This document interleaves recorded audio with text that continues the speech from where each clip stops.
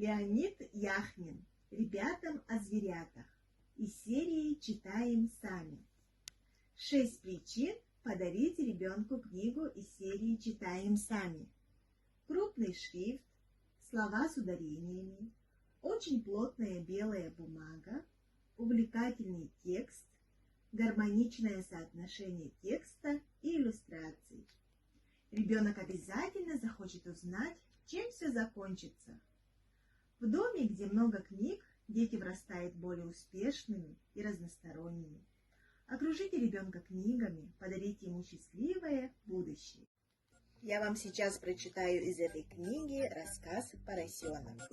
Все лето поросенок бегал по двору, радовался солнышку, нежился в теплой луже. А зимой поросенок сидел у окна и грустно глядел на улицу. «Можно я пойду погулять?» – просился он.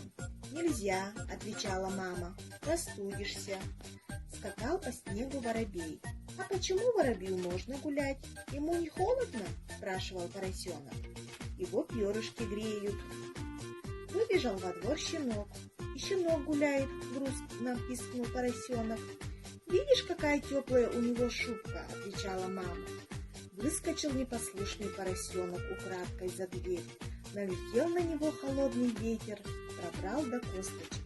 «Ох, как холодно, бедняжки!» Прибежал домой поросенок и дрожит мелкой дрожью. Хрю-хрю, сипит.